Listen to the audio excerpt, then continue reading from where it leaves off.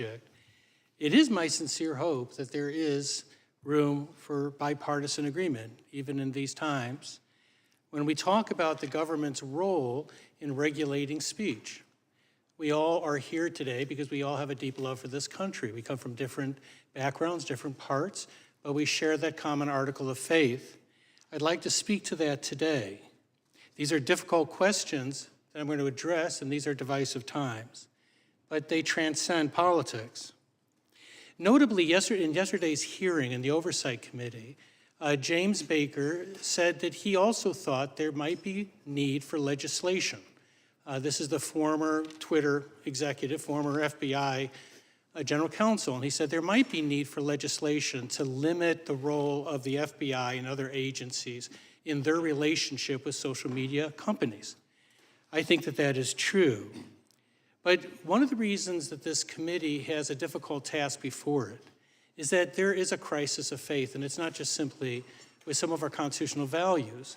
Polls are showing that people have a distrust for the federal government, but also with the FBI. 20% in a recent poll said that the FBI was the greatest threat to the country.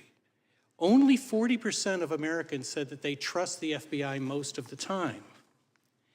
53% said they felt the FBI was acting politically. I'm not saying that those results are warranted.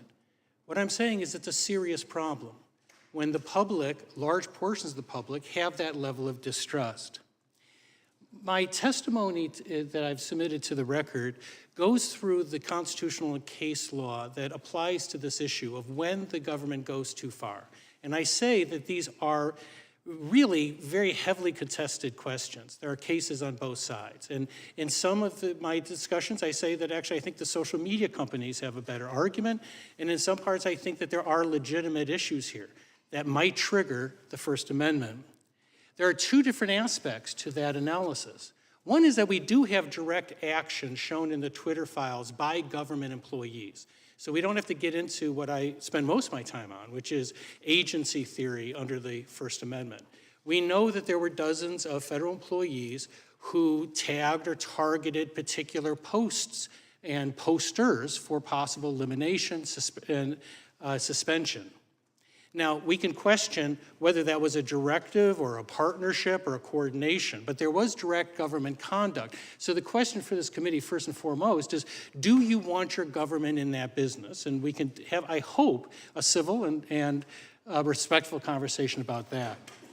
What's interesting about the Twitter files is that they establish what could be viewed as an agency. Now, as I go through a lot of the cases in the past, courts have really struggled with this. At what point does a private party become an agent of the government?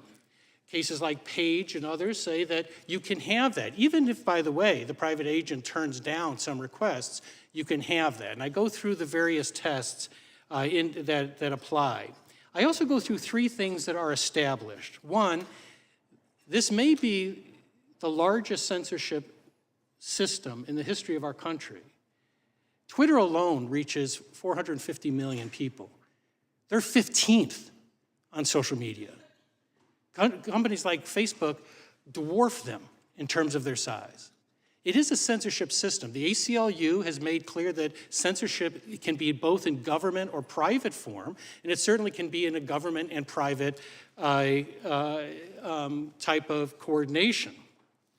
Second, this is beyond what agencies usually do. This was not the FBI responding to criticism of the FBI.